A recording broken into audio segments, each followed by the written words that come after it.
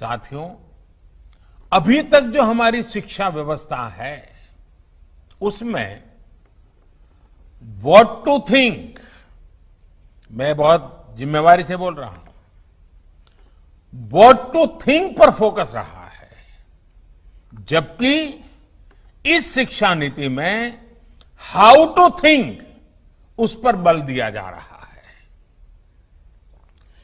ये मैं इसलिए कह रहा हूं कि आज जिस दौर में हम,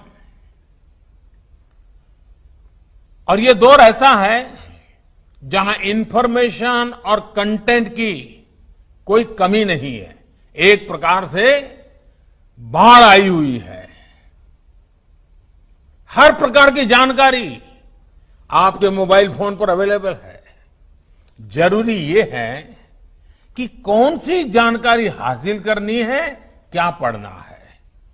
इस बात को ध्यान में रखकर ही राष्ट्रीय शिक्षा नीति में प्रयास किया गया है कि जो पढ़ाई के लिए लंबा चौड़ा सिलेबस होता है, ढेर सारी किताबें होती हैं, उसकी अनिवार्यता को कम किया जाए।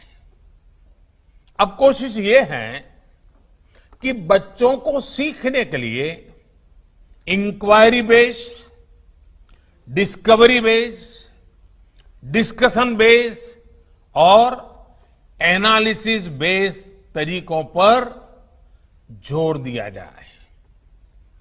इससे बच्चों में सीखने की ललक बढ़ेगी और उनके क्लास में उनका पार्टिसिपेशन भी बढ़ेगा।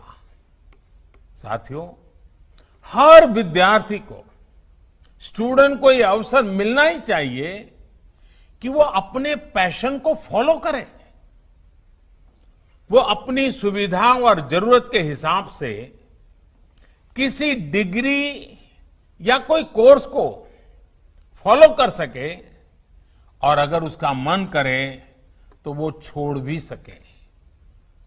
अक्सर ऐसा होता है कि कोई कोर्स करने के बाद स्टूडेंट जब जॉब के लिए जाता है तो उसे पता चलता है कि जो उसने पढ़ा है वो जॉब की रिक्वायरमेंट को पूरा नहीं करता।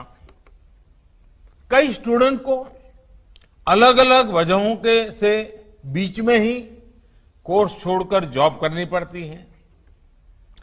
ऐसे सभी स्टूडेंट्स की जरूरतों का ख्याल रखते हुए मल्टीपल एंट्री एग्जिट का ऑप्शन दिया गया है। अब स्टूडेंट वापस अपने कोर्स से जुड़कर अपनी जॉब रिक्वायरमेंट के हिसाब से ज्यादा इफेक्टिव तरीके से पढ़ाई कर सकता है, लर्न कर सकता है।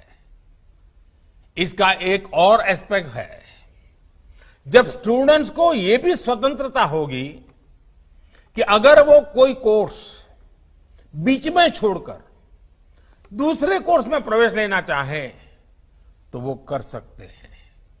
इसके लिए वो पहले कोर्स से एक निश्चित समय तक ब्रेक ले सकते हैं और दूसरा कोर्स ज्वाइन कर सकते हैं। हायर एजुकेशन को स्ट्रीम से मुक्त करने,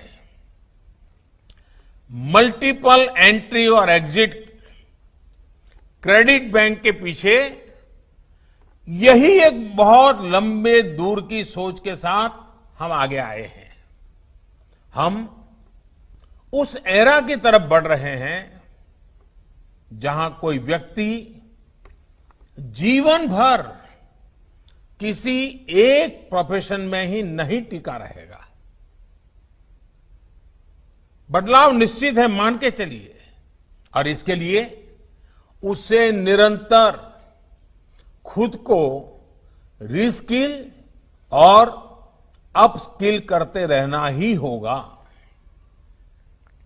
नेशनल एजुकेशन पॉलिसी, राष्ट्रीय शिक्षा नीति में इसका भी बारीकी से ध्यान रखा गया है।